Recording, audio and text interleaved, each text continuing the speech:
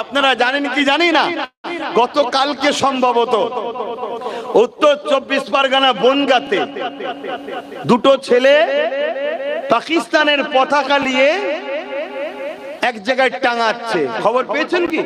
কালকে নাকি ধরলো, শুনলাম আজকে নাকি গলায় ফুলের মালাল দিয়ে জামিন করা হচ্ছে, যেন মনে হচ্ছে পাকিস্তানে বোম মেরে এসছে।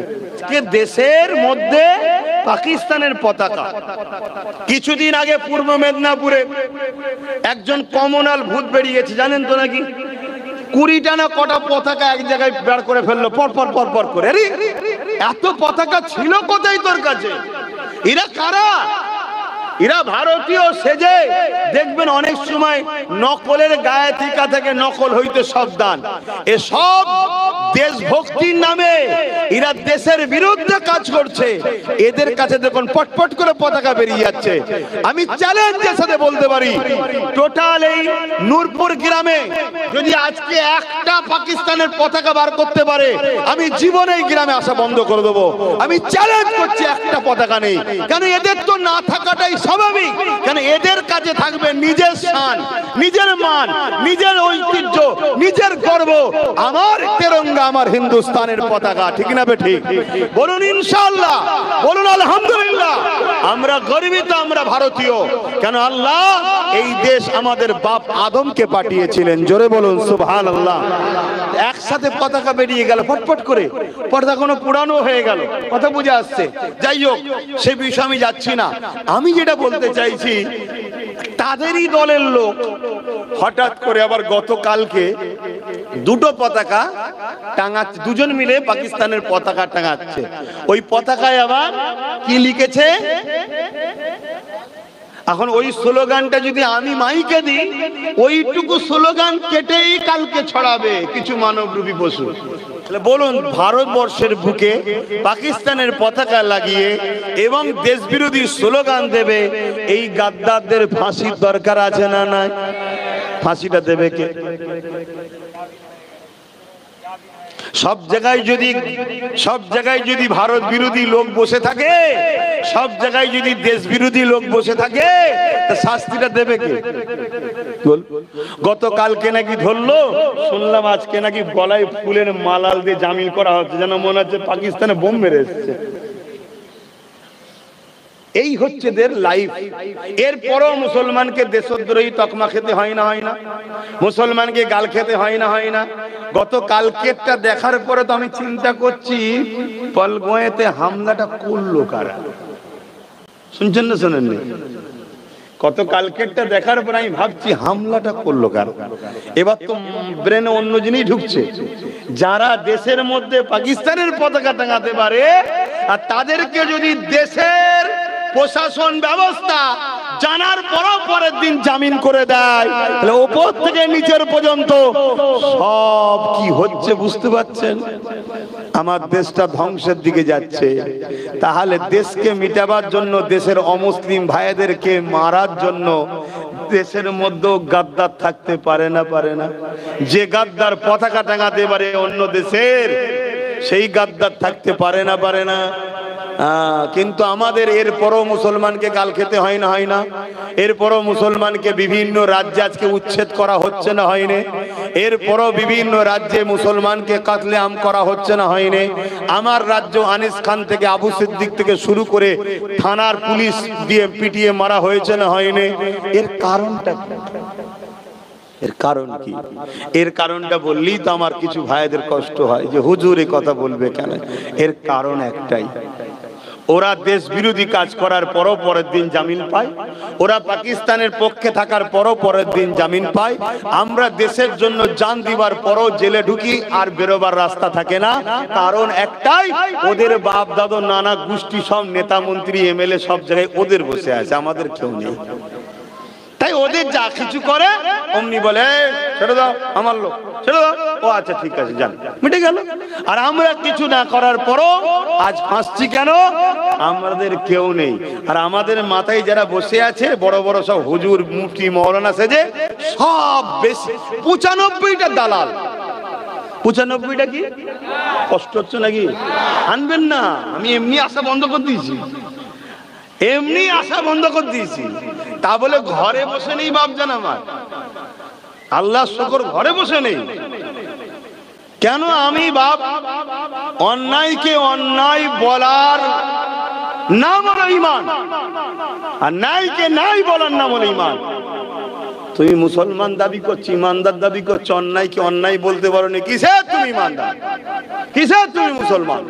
হ্যাঁ, মুসলমান তো সে জালিম রাজার সামনে দাঁড়িয়ে নিজের ভাইকে নিয়ে হাজির হয়েছে।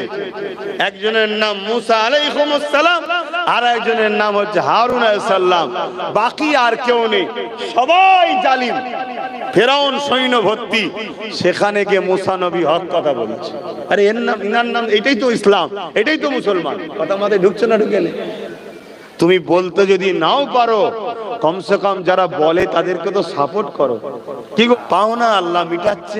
এবারে দেখুন, যাদের খুশি করার জন্য এই বিষয়গুলো নিয়ে কথা বলি না, তাদেরকেই দেখুন আল্লাহ মাথায় বসিয়ে দিয়েছে, তাদের হাতেই আল্লাহ আমাদেরকে মিটাচ্ছে। কথা মাথায় ঢুকছে? আসেন, এখনো সময় আছে, তওবা করে নেন, পরিবর্তন হয়ে যান, আল্লাহকে রুকু সিজদা দেন, তাসবিহ পড়ুন সুবহান রাব্বিল আলা। আল্লাহ পাকের কাছে চোখে কোনা দিয়ে পানি ফেলে দেন, আল্লাহ পাকের কাছে ক্ষমা চেয়ে নেন। ও রব্বি আল্লাহ, আমি বড় দুর্বল, আমি বড় কমজোর, অন্যায় করেছি, ভুল করেছি, আজ আপনার কাছে ক্ষমা চাইছি, আল্লাহ আপনি মাফ করে দেন। অবশ্যই আপনি বড় সাহায্যকারী। আল্লাহ আমাদের জন্য উপযুক্ত লিডার বানান, আমাদের জন্য উপযুক্ত নেতা বানান, যার হাতের বরকতে আল্লাহ বা সমাজ থেকে জুলুম মিটে যাবে, সমাজ থেকে দাঙ্গা মিটে যাবে, সমাজ থেকে বেইনসাফি জুলুম অত্যাচার মিটে যাবে। ও রব্বি আল্লাহ, এই সমাজে আমরা নিরাপদে মসজিদে যাব, নিরাপদে মাদ্রাসায় যাব, লাশগুলো খেলে আগামী দিন কোন কবরস্থানে যাবে, এই যে চিন্তা পরিশান আছে, এই পরিশান আমাদের দূর করে দেয়। ও রব্বি আল্লাহ, আমাদের বাচ্চাগুলো দেশ বিদেশে কাজে গেছে, লাশ হয়ে ঘরে ফিরবে কিনা এর কোনো সিকিউরিটি নাই। কখন যেন ফোন এলো, কে যেন টুকরো টুকরো করে মেরে দিয়েছে, কোন ভিড় যেন তাকবীর দিয়ে এমন কোন স্লোগান দিয়ে মুসলমান হওয়ার জন্য টুকরো টুকরো করে মেরে দিয়েছে। এ আল্লাহ, অন্যায় করেছি আমরা, এই জালিমদের ঘরে আপন মনে করে নিয়ে তাদের সঙ্গে আমরা কাঁধে কাঁধ মিলিয়েছিলাম। আল্লাহ, আমরা বড় অন্যায় করেছি, ভুল করেছে। আপনার হাবিবের সুন্নাত ছেড়ে দিয়ে, আপনার হাবিবের রেখে যাওয়া কষ্টের দিনের কথা ছেড়ে দিয়ে এই বেঈমান জালিমদের কি করে গদি ঠিকবে, এই জন্য আমরা দলাদলি মারপিট করেছি। আল্লাহ, আমরা ভুল করেছি, ক্ষমা করে দেন। আপনি আমাদেরকে উপযুক্ত নেতা বানিয়ে দেন। এ যুবকেরা শুনে রেখে দেন, আমার আল্লাহ বড় তওবাকারীকে পছন্দ করে গো। অবশ্যই তিনি তোমাদের আমাদের ডাকে সাড়া দেবে ইনশাআল্লাহ।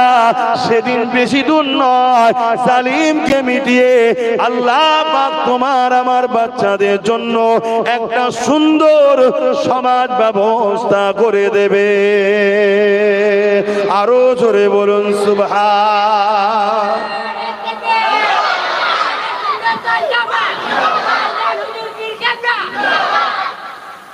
কিসের নিরাপদ আছে আমাদের? আজকে যদি ওই দুজন ছেলে পতাকাটা লাগিয়ে চলে যেত, কেউ না ধরতে পারতো। এইটাকে কেন্দ্র করে পুরো বাংলা জুড়ে মুসলমানদের উপরে জুলুম হতো, এবং এইটাকে কেন্দ্র করে আরো কত মুসলমানকে যে গণহত্যা করা হতো তার কোনো ঠিক নেই। যেমন পহেলগাঁয়ে ঘটার পরে পুরো দেশ জুড়ে মুসলমানদের দোকান টুকান ভেঙে তছনছ করছে, মুসলমানকে খুন করছে। এটা তো একটা ইস্যু তৈরি কর, ওটাকে দেখিয়ে মুসলমানকে কতলেআম কর। যেমন আরেকটা ইস্যু আপনাদের কাছে একটু বলছি, অসুবিধা হচ্ছে নাকি? আরেকটা ইস্যু, সেই ইস্যু হলো এটাই, জালিমদেরই তৈরি করা একটা দুটো প্রোটেকশন আছে সমাজে, তাদেরকে দিয়ে কখনো নবীর বিরুদ্ধে, কখনো ইসলামের বিরুদ্ধে, কোরআনের বিরুদ্ধে গালিগালাজ করবে, লেখালেখি করাবে। আপনারা সহ্য করতে পারবেন না, ভালোবাসেন, রাস্তায় নামবেন, প্রশাসনের কাছে যাবেন, প্রশাসনও সাথ দেবে না। আর নেতাদের তো দেখা পাওয়া যায় না, পাওয়া যায়? ওই তো দেখা পাওয়া যায় না। কেন দেখা দেবে? ওদেরও তো দোষ নয়, ওরা তো বাপ তোমাদের পিছনে 2 কোটি 3 কোটি খরচ করেছে, 500,000 করে দিয়েছে, বিনিময়ে তুমি দিয়েছো, কাজ মিটে গেছে। এক হাতে দিয়েছো, এক হাতে নিয়েছো, ওই জন্য ওদেরকেও আর দেখা যায় না। ওরাও এমন কিছু ভুল কাজ করছে বলে আমার তো মনে আর হচ্ছে না। আগে মনে হচ্ছে ভুল করছে, আমি চিন্তা করুন না ভুল তো কিছু করে না, ওতে 1-2 হাজারে বিক্রি হয়েছে। কি বিক্রি হয় না? হ্যাঁ, তথা ওদেরকেও দেখতে পেলে না, প্রশাসনও সাথ দিল না। এইদিকে বুকের মধ্যে ব্যথা, আহা আমার নবী, আমার আল্লাহ, আমার কোরআনের বিরুদ্ধে বলেছে, লিখালিখি করেছে, চলো রোড অবরোধ করো, আন্দোলন করো। আন্দোলনের চাপে ওকে একটু টুক করে তুলবে, তুলে হালকা ধাড়া দেবে, দিয়ে পরের দিন ছেড়ে দেবে। শুনছেন তো নাকি? কিন্তু যারা যারা আন্দোলন করলেন সব ভিডিও হয়েছে না হয়নি? নিজেরাই তোমার নিজেদের সেলফি তুলে ছাড়েন আজকাল, হয়েছে না হয়নি? ওই ফটো দেখে দেখে দেখে দেখে হাজার হাজার মুসলমানের নামে কেস দেবে, হাজার হাজার মুসলমানের নামে কেস দেবে। রাত্রিরে মুসলিম এলাকায় ঢুকবে, ঢুকে পুলিশ তছনছ করবে, তাড়া করবে, আপনারা সব ছুটে পালাবেন, আর ওই সুযোগে মা বোনগুলোকে একা পাবে। বাকিটা যা হবে সব বুঝেলেন। কথা শুনছেন না শোনেন না? শুনছেন তো নাকি? হ্যাঁ, শোনার পরেও যদি আপনাদের মনে হয় যে এগুলো তো চাইছি আমরা, তাহলে আব্বাস সিদ্দিকী ভুল। আর যদি মনে হয় যে না এগুলো রুকা দরকার, তাহলে বাপ হাত গুটিয়ে বসার দিন নাই। প্রথম নিজের গ্রামের মুনাফিক মুসলমানকে ধরো, ওই গাদ্দার থেকে প্রথম শুরু করো যে তুই শয়তানের জন্য সবকিছু হয়েছে, অতএব একদম চুপ থাকবি। আর না হয় ভালো তারে একদম। কথা বুঝে আসছে না? নাই একদম নিজের এলাকা থেকে শুরু করো। কেন ঘরের দুশ্মন যদি থাকে পৃথিবী জয় করা সম্ভব? ইতিহাস বলছে পৃথিবীতে কখনোই বাইরের লোক ইসলাম ও মুসলমানদের ক্ষতি করতে পারেনি, করেছে ঘরের লোকেরা। গাদ্দার তো ঘরে থাকে, গাদ্দার রাত্রিরে দরজা খুলে দেবে, দিয়ে চুপ করেছে তোমার পাশে শুয়ে পড়বে। তুমি ভাবছে বেচারি তো ঘুমোচ্ছে, না ঢুকতেই পারতো না যদি শয়তান যে দরজা না খুলে দিত। বোঝাতে পারছি তো নাকি? তো সেই জায়গায় কি হবে? কেস হলো, কেস হওয়ার পরে কি হবে? জামিন হতে হবে। 1000, 2000, 3000, 4000, 5000 করে এক একজনের মাথা পিছু যাবে। ভেবে দেখো তো, এভাবে কোটি কোটি লোকের কেস হচ্ছে, তাহলে কত হাজার লক্ষ কোটি টাকা মুসলমানদের ফান্ড থেকে বেরিয়ে যাচ্ছে। তাহলে আর্থিক দিক দিয়ে মুসলমান দুর্বল হচ্ছে না বাড়ছে? এত চাকরি দিইনি, কিছু দিইনি, তারপরও আল্লাহ তোমাদেরকে বরকত দেয়। এটা আজকের আবু জেলদের বুকে ব্যথা হচ্ছে যে কিছুই দিইনি, তারপরও হই হই করে উঠে পড়ছে। তাও দুতলা বাড়ি, তাও গাড়ি, তাও মোটরসাইকেল, চাকরি নেই, আর নেই, তারপরও কি করে এদেরকে রুকা যায়? ওতে কেস দে, হদ্দ কেস দে। আরে এরা জামিন করুক আবার কেস দে, জামিন করুক আবার কেস দে। তাহলে তোমার আর্থিক একটা কাঠামো নষ্ট হচ্ছে না হয়নি? আমার কথা আমার হুজুর সব কথা বলবে এখানে, তাই না? কপাল ফাটা মুসলমান, হুজুর কি বলবে সেটাও এখনো বুঝলুনি। হ্যাঁ, এরকম কিছু কপাল ফাটা আছে রে আমার কওমে, তারা সমালোচনা করে। হুজুর এ কথা বলবে কেন? শয়তান হুজুর কি বলবে তুই যদি বুঝতিস তা তুই এখানে এসে বস না, আমি ওখানে যে বসি। তুই এখানে এসে বস, আমি ওখানে বসি। কপাল ফাটা, তোকে তো কেউ পৌঁছে না। তুই যদি বুঝতিস আল্লাহ তোকে সেই জায়গায় দিত। কথা বুঝছেন না, বোঝেন না? তো ভাইরা আমার, এটা একটা গেল। দ্বিতীয় নম্বর কেস, কেসের নামে বাড়িতে বাড়িতে ঢুকে গেল। ইহুদিরা বলেছিল, ইহুদিরা শোনেন, সালাউদ্দিন আইবিকে দেখে ইতিহাস পড়ে ইহুদিরা বলেছিল যে আমরা প্রতিজ্ঞাবদ্ধ হচ্ছি, মন দিয়ে শুনবেন, আমরা প্রতিজ্ঞাবদ্ধ করছি মুসলিম ঘরে যেন সালাউদ্দিনের মতো বেটা কোনো মা না জন্ম দিতে পারে, তাই নারীদেরকে আমরা পাক রাখবো না, মুসলিম নারীদেরকে আমরা ভালো জোরে বলো রাখবো না। কেন? মা যদি ভালো হয় সালাউদ্দিন হবে, আর সালাউদ্দিন যদি হয় তাহলে পৃথিবীর বুকে 4 লক্ষ একদিকে ছিল, 12,000-এর মিলিয়ে যে জিতেছে। জোরে বলুন সুবহানাল্লাহ। শুনছেন বাপ? হ্যাঁ, বুঝতে হবে ছেলে ভালো হওয়ার পিছনে মায়ের একটা বড় অবদান আছে। শুধু রূপ দেখে ছুটলে হবে না, গুণ দেখো, গুণ। হ্যাঁ, আর এখন কত ভালো রাখবে। সব থেকে বড় খারাপ তখন মোবাইল।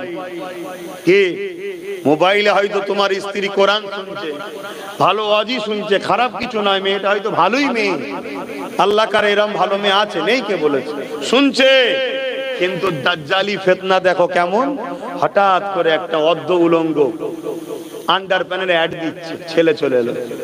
এই হাসছেন কেন? আসেন আসেন, আমরা যখন দেখি অর্ধ উলঙ্গ মেয়ের ছবি এসে যাই না, আসে না?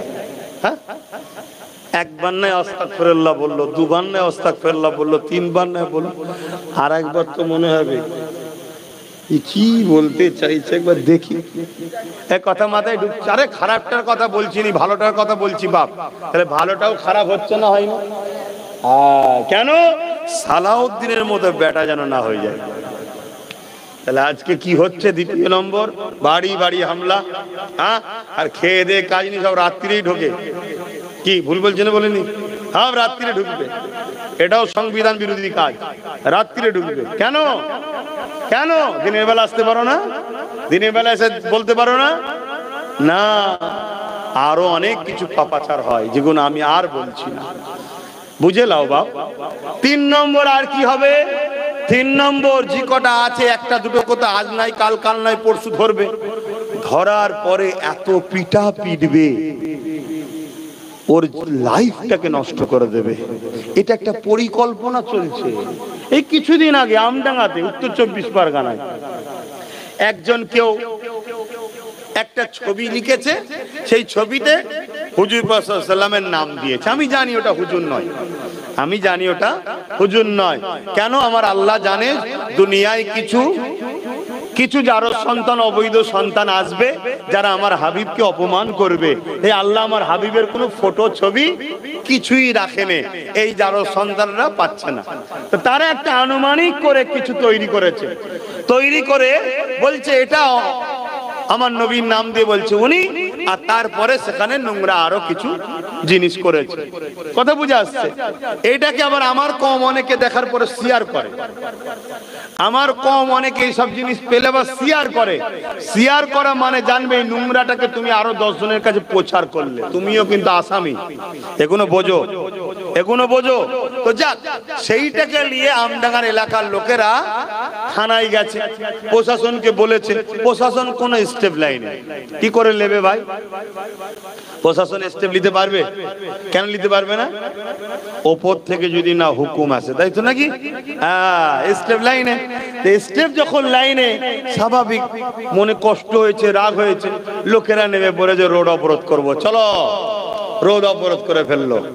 আমি এই রোড অবরোধ করা ইসলামের জন্য আমি অপছন্দ করি। কেন? যারা রাস্তায় আছে ওরা নির্দোষ, ওরা আমার নবীর শানে কার্টুন তৈরি করেনি। রোড অবরোধ করে তাদেরকে কষ্ট দিলে এটা ইসলাম ইজাজত দেয়নি। কিন্তু রোড অবরোধ করতে বাধ্য করলো কে? প্রশাসন।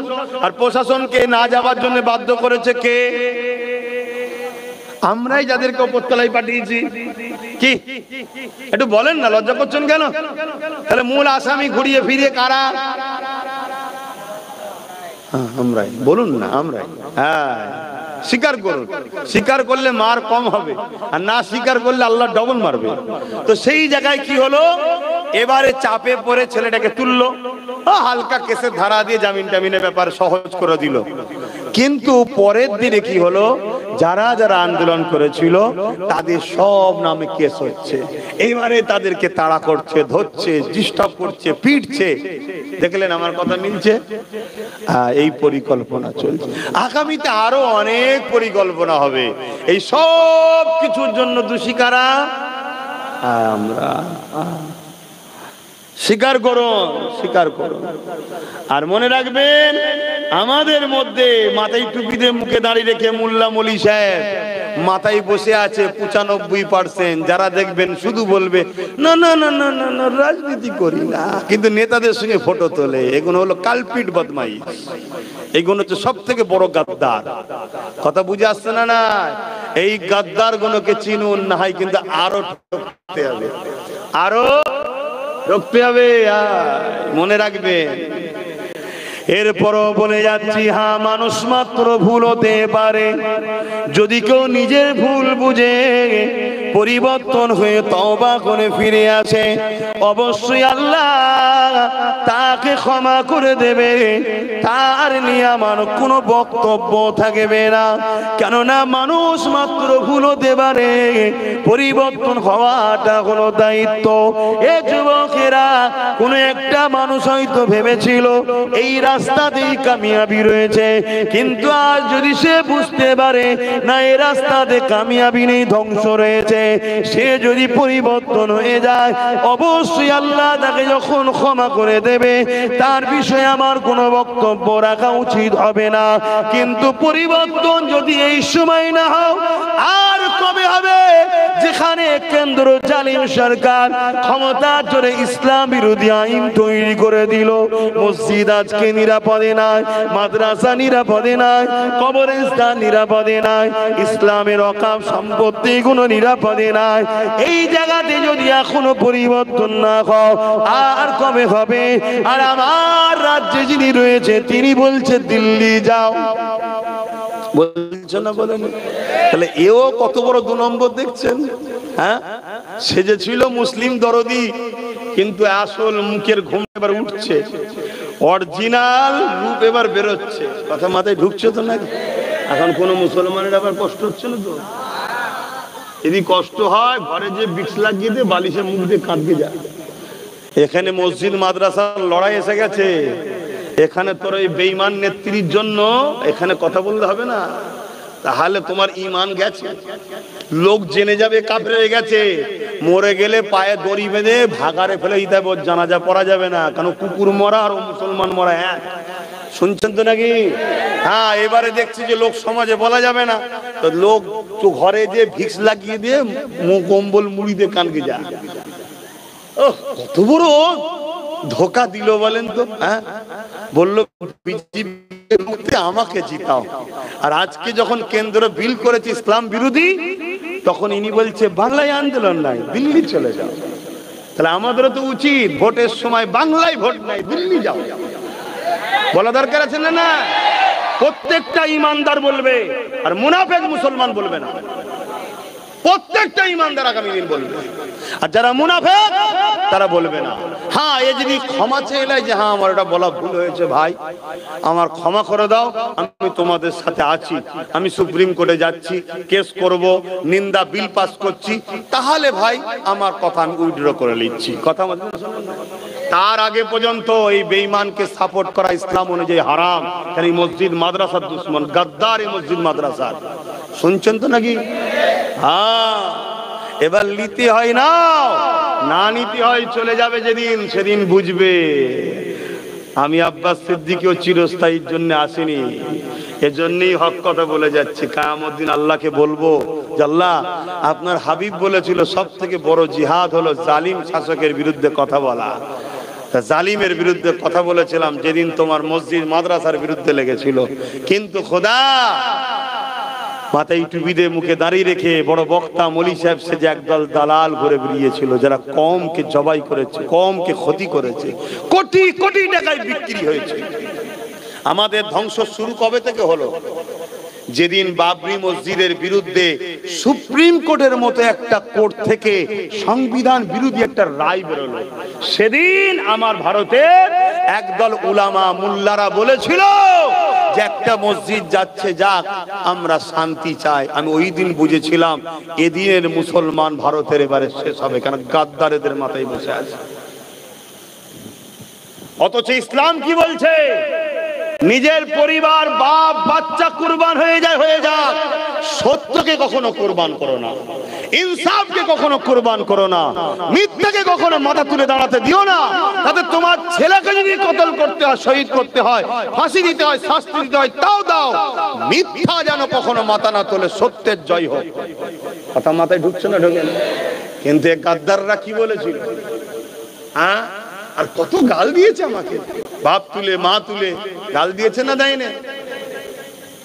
কষ্ট হচ্ছে আপনাদের? যদি মিথ্যা বলি, ইসলাম বিরোধী বলি, অবশ্যই প্রোটেস্ট করবেন, কিন্তু আদবের সাথে করবেন। আমি আপনার ঠিকটা শিখে নেব, আমিও মানুষ। বাপেরা, নওজওয়ানেরা, কেন এত কথা বলছি? আমার রাসূলুল্লাহ ইসলামের জন্য অনেক কষ্ট করেছে। আজ আমি আব্বাস সিদ্দিকী বাংলার অলিতে গলিতে ঘুরে বেড়ায়, হাজারো লাখো মানুষ জড়ো হয়ে যায়। আজ মাথায় টুপির অভাব নেই, মসজিদ মাদ্রাসার অভাব নেই, দাড়ি টুপির অভাব নেই, মুসলমানের অভাব নেই, কিন্তু আমিন আল্লাহ ইসলামের জন্য কত কষ্ট করেছে। মক্কা জমিন আমার রাসূলের পাকের খুন মোবারক, কাবার জমিনে ঝরেছে ইসলামের জন্য। এ যুবকেরা, তরুণীরা, বাপেরা, সেই ইসলামকে আজকে আমরা মুনাফিক মুসলমান একদল আছে তারা নিজেরা ইসলামকে ধ্বংস করে ফেলছে। এ যুবকেরা, ইসলামের জন্য আমার নবী পাকের উহুদের ময়দানে দান্দা মোবারক খানা শহীদ হয়েছে।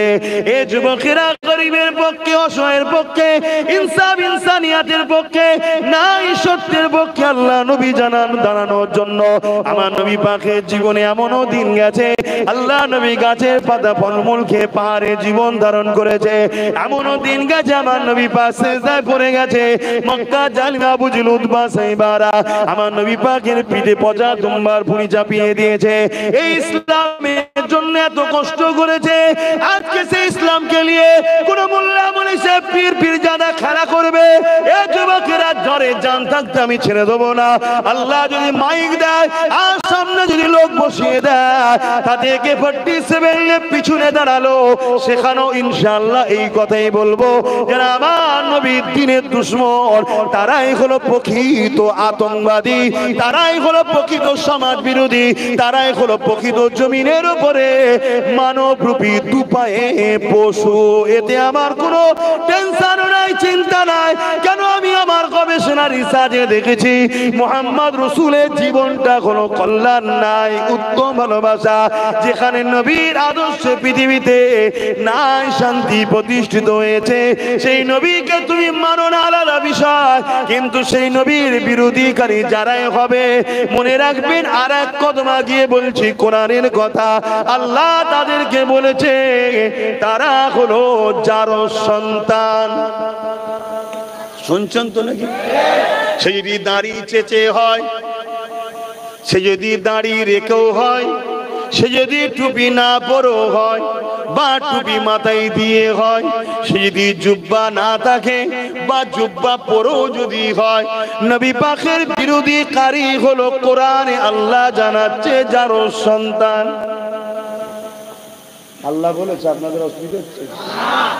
আবার কিছু সেকুলার মুসলমান এই আর এক শয়তান, শুনছেন তো নাকি? হ্যাঁ, এই আর এক 26 বেরিয়েছে। তারা কি করে বলেন তো? মসজিদেও যায়, আবার সব জায়গাতেও যায়। আবার মুসলমানকে ফাঁসাবার জন্য বলে যে আমরা 30%, তোরা হলি 70%, তোরা 30%, মেরে ফেলে দেবো। আবার কিছুদিন পরে, গত পরশুদিন দেখছি উনি আবার আর এক জায়গায় যে বসে আছে, দেখেছেন না? দেখেন এরকম কিছু আবার আছে 26 আমাদের সমাজে। আহা, আমার কম এত সরল পিরান হলো কি করে হবে? হ্যাঁ, এত সরল মূল্যে দুনিয়াদারি হবে না। এটা দুনিয়াদারি, এটা দুনিয়াদারি, আবার আখেরি জামানা। শুনছিস তো? কি শুনছিস? তো দাঁত পুগলা হয়ে গেল কেন? হ্যাঁ, এটা নূরপুর, ঘরের মতো করে কথা বলছি। হ্যাঁ, তোরা না আনতে পারিস, ভালোবাসা এখন আমার পেয়েছে, কথা বুঝাস না? সত্য কথাই বলে দিস, আনি না, আনতে যায়, পেরে উঠতে পারে না। আনতে যায়, পেরে উঠতে পারে না। নূরপুরের লোক তো গরিব হয়ে গেছে, কিন্তু পারে না। ঠিক বুঝতে পারছেন তো নাকি? হ্যাঁ, আনতে যায়, কিন্তু ওই সেই ওইটা শোনার পরে বলে ঠিক আছে ভাইজান ঘুরে আসে। ওই যে ঘুরে আসছে, 1 বছর পরে আর দেখা হয় না। হুজুর খাই বেশি, কি করবে বান্না? হুজুরের পেট দেখছো না কত বড়? তা পেট বড় যখন, খাই বেশি যখন, তাহলে লাগবেও তো বেশি নাকি? হ্যাঁ, দরুদ শরীফ আল্লাহুম্মা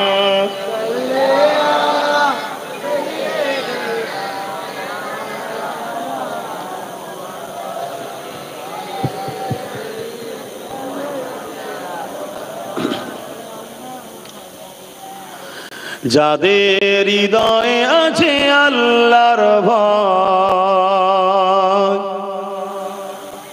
তারা কবো নবী ভুলে যায় না। আল্লাহর প্রেম ছাড়া এই দুনিয়া কারো কাছে কোনো কিছু চাই না।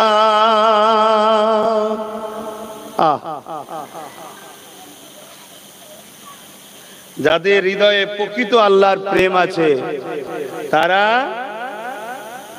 কখনোই নবী ভুলবে না, এবং আল্লাহর প্রেম ছাড়া এই দুনিয়ায় আর কি চাই।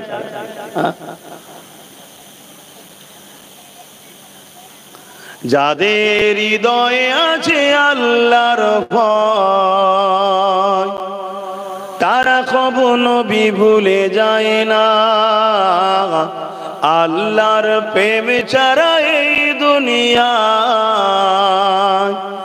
কারো কাছে কোনো কিছু চাই না। রাতের আঁধারে যারা সিজদাতে রয়, দু চোখের অসদে নদী যেন বয়। রাতের আঁধারে যারা সিজদাতে রয়, দু চোখের অসদে নদী যেন বয়। ছলনার ঘাচানি যত আসো, ছলনার ঘাচানি যত আসো, পিছনে তাকায় না। যাদের হৃদয়ে আছে আল্লাহর ভয়, তারা কবো নবী ভুলে যায় না। দিন কায়েমের পথে যারা অবিচল, তারা হলো আল্লাহর প্রিয়জন। দিন বলতে কি? ইসলাম। ইসলাম প্রতিষ্ঠিত করার জন্য যারা সর্বসময় ব্যস্ত থাকে তারাই তো আল্লাহর প্রিয়জন। আর ইসলাম কি? ইসলাম, ইসলামের সব থেকে ভালো কাজ কি? ক্ষুধার্ত মানুষকে খানা খাওয়ানো। ইসলাম কি? এতিমের মাথায় হাত বুলোলে রাসূল বলছে আমার মাথায় হাত বুলোনো হবে। জোরে বলুন সুবহানাল্লাহ। ইসলাম কি? এতিমকে পরনের কাপড় দিলে রাসূল বলছে আল্লাহ তাকে জান্নাতি লেবাস দেবে। জোরে বলুন সুবহানাল্লাহ। ইসলাম কি? বড়দের সম্মান, ছোটদের স্নেহ, মুসলিম যদি অমুসলিমও হয় তার পাশে দাঁড়িয়ে আল্লাহর সৃষ্টিকে হেফাজত করা, ওই অমুসলিমকে রক্ষা করা, এর নাম তো ইসলাম। আজকে আমরা দিন কায়েম অর্থাৎ ইসলাম বাস্তবে আনা। আজকে সমাজের বুকে স্কুলগুলো বন্ধ হচ্ছে, প্রতি অঞ্চলে অঞ্চলে মদের দোকান খোলা হচ্ছে। মাতাল মাতাল শুনছেন তো নাকি? এই সমাজে এমনও হাজি আছে, আমার কাছে প্রুফ আছে বাপ, রাত্রিরে বাড়ি বাড়ি মদ পটাচ্ছে। ও হাজি সাহেব আছে না? না কেন? কালকে একটু ভালো তারে আমাদের হয়ে কাজটা করে দিবে, একটু খেলে। আহা, শিক্ষাকে তুলে দিচ্ছে। অত ইসলাম শিক্ষার নাম ইকরা। ইসলামের প্রথম কথা হলো পড়ো, শেখো, জানো, সেটাকে তুলে দিচ্ছে। আম মানুষ নাই, ভুল করতে পারে।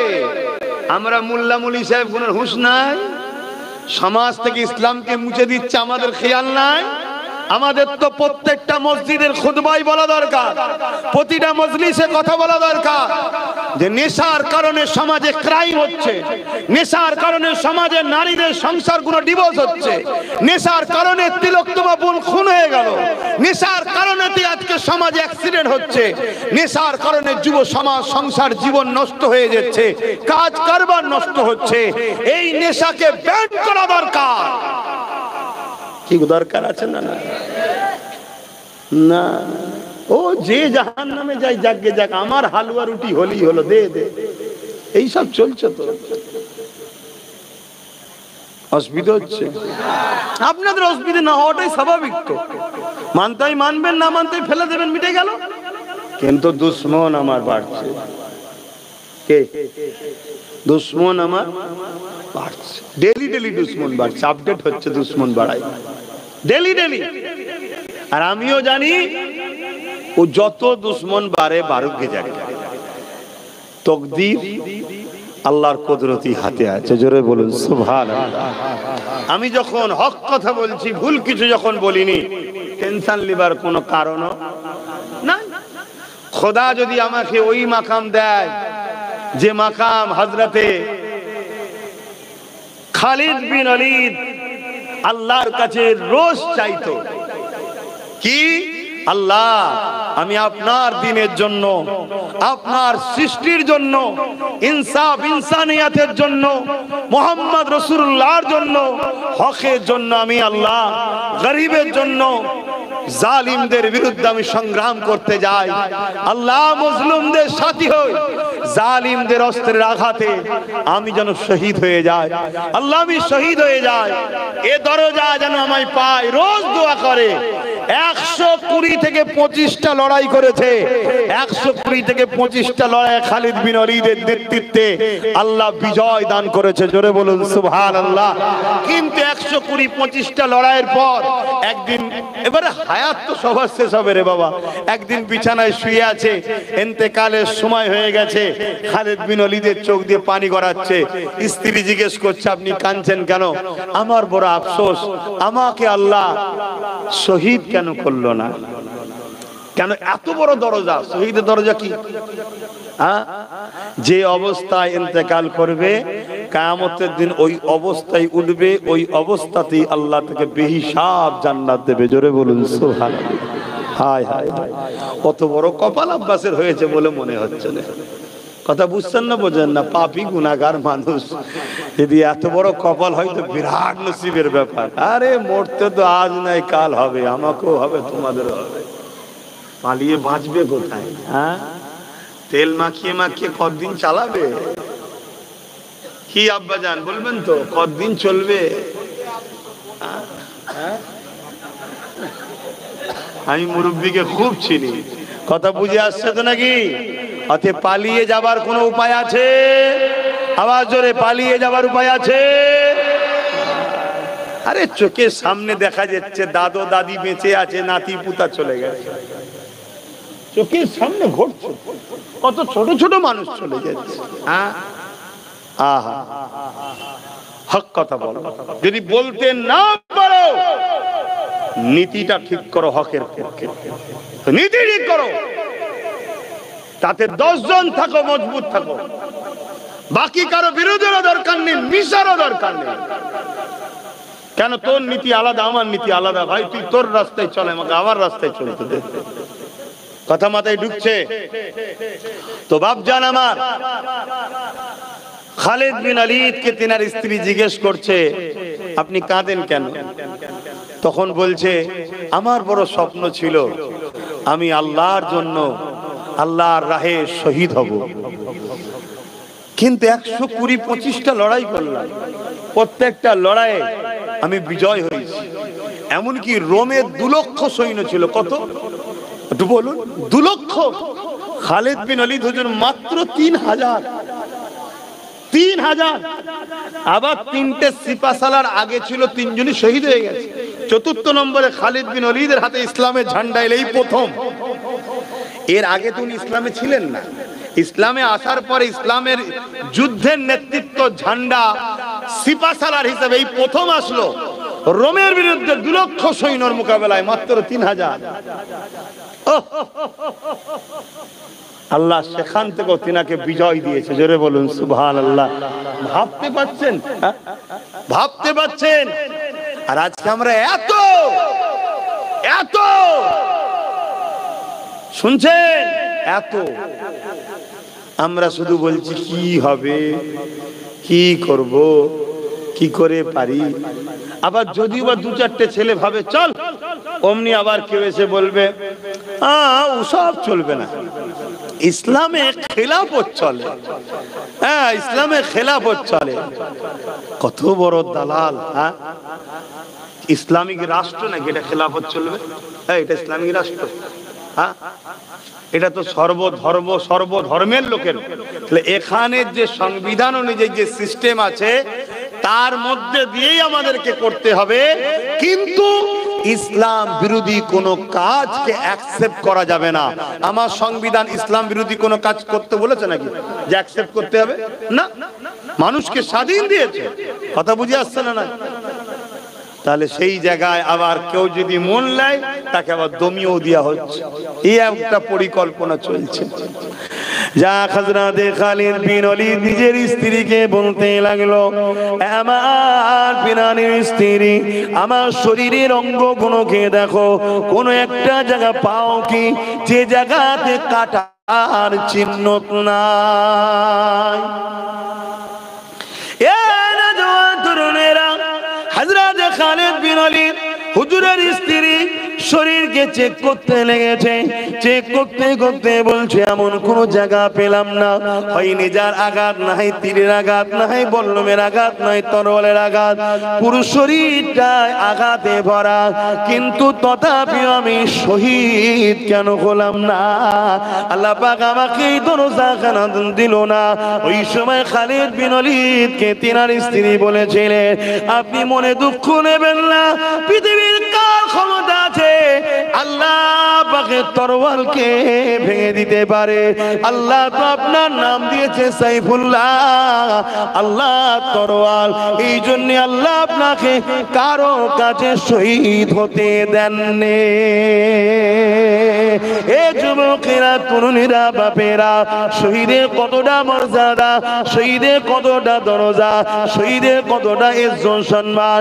আর দুনিয়া জমিনে আমরা দুনিয়া লোভ লালসাতে নিজেদের জান দিয়ে দিচ্ছি। সামান্য বিজনেসের জন্য এক হাত ছাড়া ছাড়া বাদ পড়লো, টাকা লোভে আমরা বেরিয়ে চলে যাচ্ছি। সামান্য জমি জায়গার জন্য ভাই ভাই ঝগড়া করে ফেলতেছে, সামান্য দুনিয়া স্বার্থে মারপিট করে মরে যাচ্ছে। অথচ এই জমিনকে অন্যায় মুক্ত করার জন্য, এই জমিনকে দুর্নীতি মুক্ত করার জন্য, এই জমিনকে অত্যাচারের হাত থেকে বাঁচাবার জন্য, এই জমিনকে সন্ত্রাসের হাত থেকে বাঁচাবার জন্য, আল্লাহর শ্রেষ্ঠ সৃষ্টি মানুষ জাতিকে জালিমদের হাত থেকে বাঁচাবার জন্য ন্যায় সত্য ইনসাফের রাস্তা রাসূল যে দেখিয়েছে, ওই রাস্তায় যদি আমরা সংগ্রামের জন্য এগিয়ে যাই, এই অবস্থায় যদি আমাদের মরণটা হয়ে যায়, অবশ্যই আল্লাহ শহীদের দরজা দেবে। ওই দরজাটা কত বড় সম্মান হবে!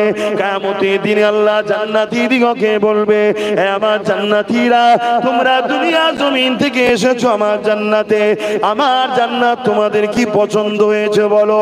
না দুনিয়া জমিনটা ভালো ছিল, না দুনিয়াতে তোমরা যেতে চাও? ওই সময় জান্নাতীরা বলবে, ও রাব্বি আল্লাহ, না আমরা জান্নাত ছেড়ে যেতে চাই না। কেন? জান্নাতের কোনো তুলনা হয় না, এত সুন্দর জায়গা আল্লাহ, আপনার জান্নাত থেকে আমরা যেতে চাই না।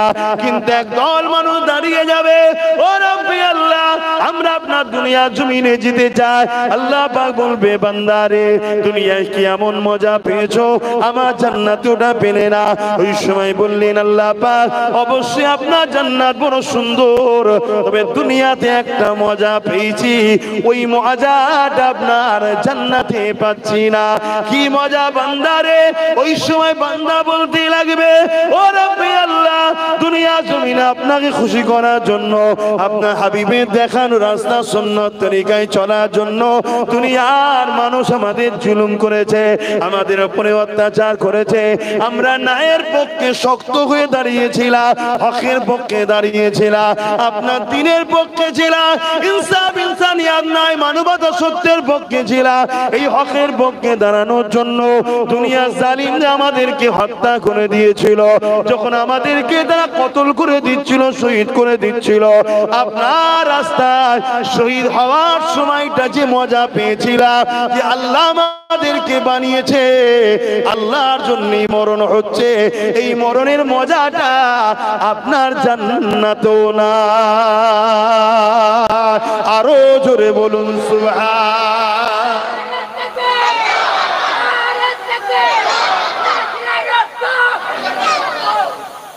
নারে তাকবীর, আল্লাহু আকবার। দিন ইসলামটাই ঠিক আছে। আমার নবীর স্লোগান দাও, বলো লাব্বাইক লাব্বাইক লাব্বাইক, নারে দিবে। এবার দাদা হুজুরেরটাও দেবে, কেন তার উসিলায় বাংলার মানুষ আমরা ইসলাম পেয়েছি, না নেমো খারামি করা হবে। আমাদের সবার থেকে দাদা হুজুরকে আল্লাহ রসুল বেশি ভালোবাসে, জোরে বলুন সুবহানাল্লাহ। হ্যাঁ, ওলিদের সাথে থাকবেন। আজকাল কিছু লোক আছে ওলি আল্লাহদের দুশ্মন তৈরি হচ্ছে, আর এক ইসলাম বিদ্বেষীদের ষড়যন্ত্র। আল্লাহ নবী যেখানে বলেছে ৭৩টা দল হবে, ৭২ জাহান্নামী হবে, একটা দল জান্নাতি হবে। ডিসাইড করো দাদা হুজুর জাহান্নামী না জান্নাতি। যদি জান্নাতি মনে হয় তাহলে দুটো দল যাবে না, এনাকে মজবুত করে ধরে রাখো। অনেক রকম দলিল দেখাবে, অনেক কোরআন হাদিস দেখাবে, ভেতরে ভেতরে ভেতরে ভেতরে সব ইসলামিক দুশ্মন শাসকদের সঙ্গে সব সেটিং করে বসে আছে। কথা বুঝে আসছে? হ্যাঁ, একটার পর একটা ইসলাম ধর্মের বিষয়ে যে হাত তুলছে, এর পিছনে অনেক মুনাফিক মানুষ রয়েছে। তো যাক ভাইয়ের আমার, হকের পক্ষে থাকতে হবে। আল্লাহর হুকুম যেদিন যেভাবে হবে চলে সবাইকে যেতে হবে, কিন্তু ন্যায়ের পক্ষে থাকো, গরিবের পক্ষে থাকো, অসহায়ের পক্ষে থাকো। সে গরিব যদি অমুসলিম হয় তারও পাশে দাঁড়াও, কোন মুসলিম যদি অমুসলিম হয় তারও পাশে দাঁড়াও। কথা বুঝে আসছে? জালিমের পক্ষে থেকো না। আজকে অনেক মুসলমান আছে, নামধারী মুসলমান, তারা জালিমের খাতায় নাম লিখিয়েছে। তারা আমাদের কেউ নয়, তাদের সঙ্গে ইসলামের কোনো সম্পর্ক নেই। মুসলিম দাবি করলেই হয়ে যায় নাকি? সন্ত্রাস আর ইসলাম পেট কি বলে, দুধ আর পানি একসাথে যদিও বা হতে পারে, পেট্রোল পানি যদিও একসাথে হতে পারে, দিন আর রাত কি বলে, আলো আর অন্ধকার যদিও একসাথে হতে পারে, হয় না আমি জানি, কিন্তু মনে রাখবেন ইসলাম আর সন্ত্রাস কোনদিন একসাথে হতে পারে না। এর থেকেও চরম ব্যাপার হচ্ছে এটা। তো সেই জায়গায় আজকে যারা সন্ত্রাসী করবে, জুলুম করবে, আতঙ্ক তৈরি করবে, গরিব মানুষের উপরে অত্যাচার করবে, মানুষের উপরে লুণ্ঠন করবে, এটা হক নাস। মনে রাখবেন, দুই শ্রেণীর মানুষ দুনিয়াতে, আখেরাতে জাহান্নামে যাবে। দুই শ্রেণীর মানুষ। এক শ্রেণীর মানুষ যা আযাব পাপ করার জন্য শাস্তি খাটবে, এক শ্রেণীর মানুষ অন্যায় পাপ করার জন্য শাস্তি খাটবে, আর এক শ্রেণীর মানুষ পাপকে না রুকার জন্য শাস্তি খাটবে, অন্যায়ের বিরোধী না করার জন্য জাহান্নামে যাবে। শুনছেন তো নাকি? আব্বাস সিদ্দিক এমনি চিল্লাচ্ছে না, বাঁচার জন্য চিল্লাচ্ছি। দুনিয়ায় কত বছর কেটে গেল, আর কটা বছর আছে আল্লাহ ভালো জানে। আখেরাতে কি করে বাঁচবো যদি হক কথা না বলি, অন্যায়ের বিরুদ্ধে যদি না বলি? এজন্য চিল্লাচ্ছি। বাপ, ভাই আমার, মা আমার, বোন আমার, সংগঠিত হন, ঐক্যবদ্ধ হন, সমাজকে অন্যায় মুক্ত করার জন্য। এবং পাশাপাশি, আরে বাচ্চাটা কাঁদছে রে, আহারে চোখ দিয়ে পানি বেরিয়ে জালি যা। হ্যাঁ, কি বলছো? যা করে যা। কি কথা? ছোট ছেলে, কষ্ট হবে না? যাও, ঠিক আছে, করে নিচ্ছি, যাও। তো যাক ভাইয়ের আমার, পেলাম কাছে কিছু কথা বলে নিলাম। আপনারা মনে কেউ কষ্ট নিচ্ছেন যদি নেন, আমার কিছু করার নেই ভাই, কিচ্ছু করার নেই। মানতে যদি পারেন আলহামদুলিল্লাহ, আসুন একসাথে চলি। আর না মানতে পারেন,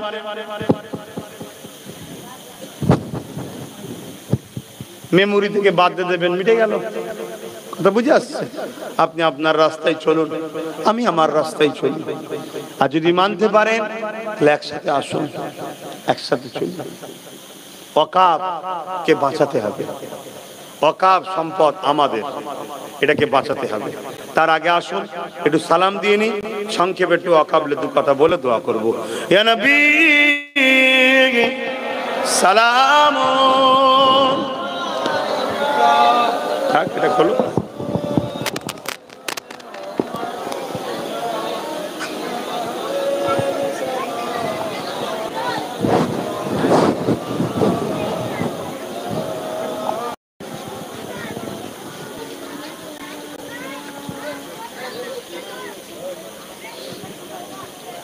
ওহ আল্লাহ, এই মোবাইল তালাল বদরু আলাইনা মিন শানিয়াতিল ওয়াদাই ওয়াজাবা শুকরু আলাইনা লিল্লাহ আহিদাই ইয়া নবী সালামুন ইয়া রাসূল সালামুন ইয়া হাবিব সালাম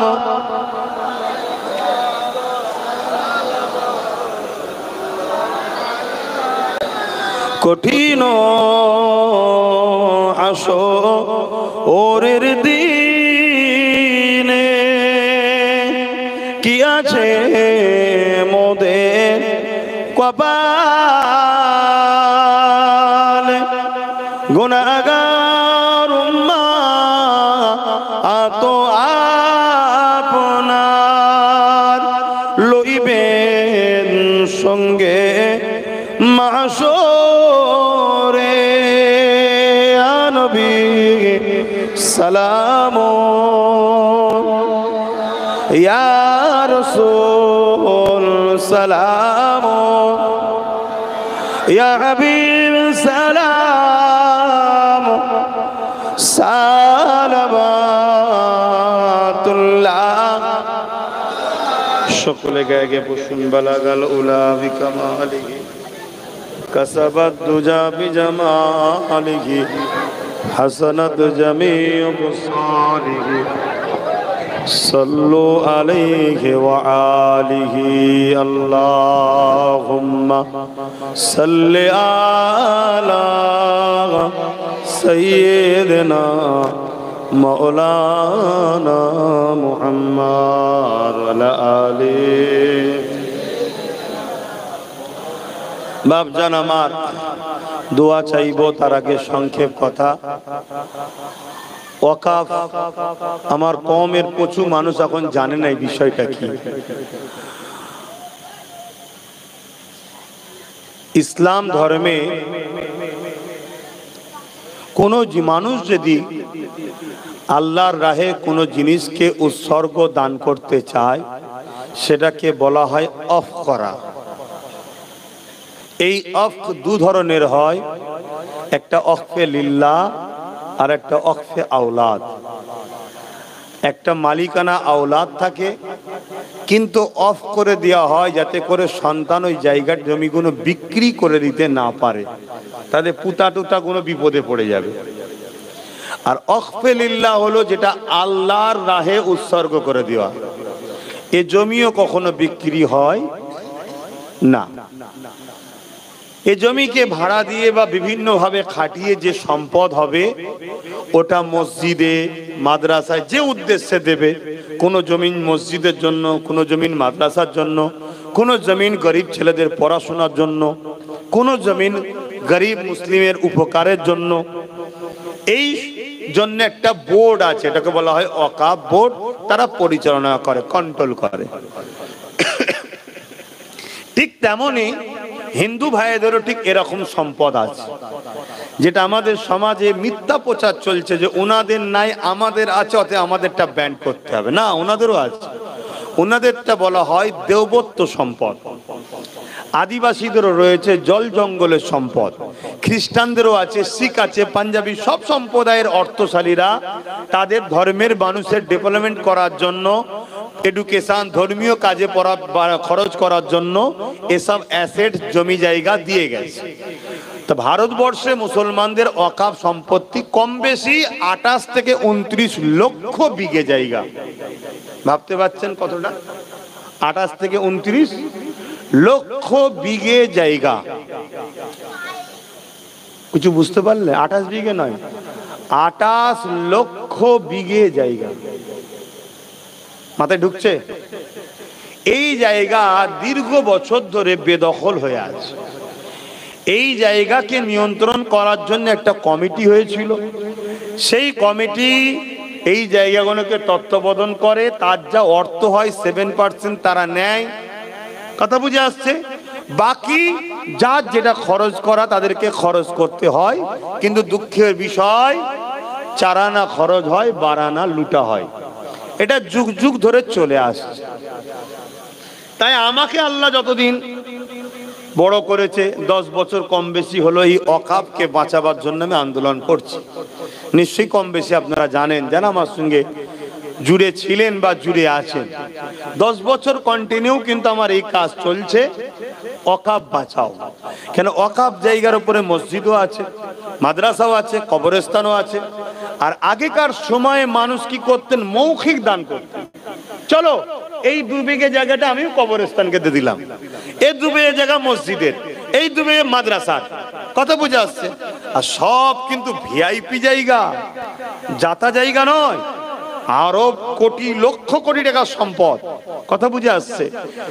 সেইভাবে ধারাবাহিক ভাবে এখনো চলে আসছে মৌখিক, যার কোনো কাগজপত্র নাই। কেন, সুপ্রিম কোর্টের আজকের দিন পর্যন্ত আইন হলো ওয়াকফের মৌখিক দান চলবে। আজকেও সুপ্রিম কোর্ট মানে মৌখিক দান চলবে। তাই আমরা মৌখিক হিসাবেই রয়েছে। আর আগেকারের মানুষ 500 বছর, 600 বছর, 700 বছর, 1000 বছর ধরে চলে আসছে সেইভাবে। কিন্তু যখনই যে গভর্নমেন্ট আসে, তারা কিন্তু সব ওই জায়গা উদ্ধারের নামে তাদেরই নেতা ক্যাতারা সব দখল করে কিন্তু ভোগ দখল করে আসে। বর্তমান আমার রাজ্যে যে সরকার আছে, এই সরকারও 2011-ই বলেছিল আমি ক্ষমতায় আসলে মুসলিম ভাইয়েরা তোমাদের ওয়াকফকে উদ্ধার করে দেবো। আমি কি মিথ্যা বলছি? একটু হ্যাঁ কি না বলবেন। কিন্তু আজকে এত বছর হয়ে গেল, 13-14 বছর হয়ে গেল, ওয়াকফ উদ্ধার তো দূরের কথা, 75,000 বিঘে জমি কম বেশি পশ্চিম বাংলায়, 75,000 বিঘে। কত? 75,000 বিঘে জমি এখনো বেদখল। রাজ্য সরকারের নেতা মন্ত্রী এমএলএরা সব ওয়াকফ চুরি করে খাচ্ছে, ওয়াকফ দখল করে ঝেড়ে খাচ্ছে। শুনছেন তো নাকি? শুনছেন না? কষ্ট হচ্ছে? ভুল বলছি?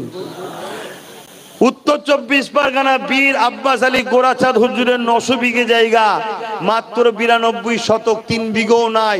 বাকি সবটা রাজ্য সরকারের নেতা মন্ত্রী সাহেব মাসাহেব সব ঝেড়ে খাচ্ছে। এটা ঠিক করছে না অন্যায় করছে? এর বিরুদ্ধে আন্দোলনের দরকার আছে না? না, আমি আন্দোলন করছি, অনেক দিন ধরে করছি। এভাবে সব রাজ্যে মোটামুটি ঝেড়ে ঝুড়ে খাওয়া হচ্ছে। কেন্দ্রে যে জালিম সরকার বসেছে, ও তো পুরো দেশকে খেতে নেবেছে, তাই তো নাকি? তো দেখছি তারই মুসলমানদের ভালো ভালো জায়গা আছে, বিভিন্ন সরকার খাচ্ছে, মুসলমানরা তো কিছু বলে না। ওজন ওদের মোল্লা মলি সাহেবরা সরকারের সঙ্গে ফটোও তুলছে। তাহলে এক কাজ কর, আইন তৈরি কর, একটা আইন তৈরি করে এই জমি জায়গাগুলো সব দখল করে আমাদের বন্ধু আদানি আম্বানিদের ঘরে দে, মোটা টাকা পাওয়া যাবে। শুনছেন তো নাকি? তাই 2025-এ একটা আইন তৈরি করেছে, শুনছেন তো নাকি? যে আইনটা সংবিধান বিরোধী। তাহলে সংবিধানের বিরুদ্ধে যখন গেছে, এই আইনের বিরুদ্ধে লড়াই করা প্রত্যেকটা দেশবাসীর দায়িত্ব। পাশাপাশি ওয়াকফ আমাদের ধর্মীয় সম্পদ, আমাদেরও দায়িত্ব ওয়াকফকে বাঁচাবার জন্য। ঠিক না বে ঠিক গো? সার অংশটা বুঝে এসেছে? তাহলে কেন্দ্র সরকার অন্যায় করছে না, করে না? আর বাকি যারা আগে ঝেড়ে খাচ্ছিল, যাক সবকিছু ভুলে যাও, এখন আন্দোলন করতে হবে, তাই তো নাকি? তো এই আন্দোলনটা হওয়া উচিত কেমন? ওয়াকফ কালা কানুন মানছি না, মানবো না, ঠিক পাশাপাশি এটাও তো দরকার, ওয়াকফ সম্পদ আমাদের সম্পদ, আমাদেরকে সম্পূর্ণ সম্পদ ফিরিয়ে দেওয়া হোক। এই আন্দোলনেরও দরকার আছে না? নাই? কিন্তু সে আন্দোলন হচ্ছে কই? তাহলে আন্দোলন 2 ধরনের হচ্ছে। একদল আন্দোলন করছে আল্লাহ ও রসুলের জন্য, আর একদল আন্দোলন করছে রাজ্য সরকারের দালালি করে বিজেপির বিরোধী করার জন্য। শুনছেন তো নাকি? আর একদল আন্দোলন করছে আল্লাহ ও রসুলের জন্য, যার কাছে কেন্দ্র সরকারও বিরোধী, রাজ্য সরকারও যে ওয়াকফ দখল করে রেখেছে তারা আমলা চামলারা, এরও বিরুদ্ধে আন্দোলন করছে। তাহলে আমাদের উচিত হবে যারা আল্লাহ ও রসুলের পক্ষে কথা বলছে তাদেরকে সাপোর্ট করা। আমি সাপোর্ট করি, সে যেখান থেকে আন্দোলন করুক, আমি সেই আন্দোলনকে সাপোর্ট করছি। কিন্তু যারা শুধু কেন্দ্রের বিরোধী করে রাজ্য সরকারের সঙ্গে ভাগাভাগি করে খাওয়ার চিন্তা করছে, সেই আন্দোলনকে আমি সাপোর্ট করি না। এতে আপনাদের কোনো আপত্তি আছে? এটা আমার রুচির ব্যাপার, আপনার ভালো লাগলে লিন, না ভালো লাগে না লিন। খুব ভালো করে শুনুন, ওয়াকাবের মধ্যে কি আইন করেছে। এর মধ্যে অনেক আইন আছে, তার মধ্যে মারাত্মক মারাত্মক আইন। যেমন একটা মুসলমান হয়তো অফ করবে জায়গা, তাকে 5 বছর ইসলামের মধ্যে ছিল এবং ইসলাম মেনেছে, নামাজ রোজা দাড়ি টুপি হজ যাকাত পালন করেছে, প্রমাণ করতে হবে। এই প্রমাণটা নেবে কে, পরীক্ষাটা নেবে কে? কোন মুসলমানদের মুফতি মাওলানা নয়, জেলা শাসক কালেক্টর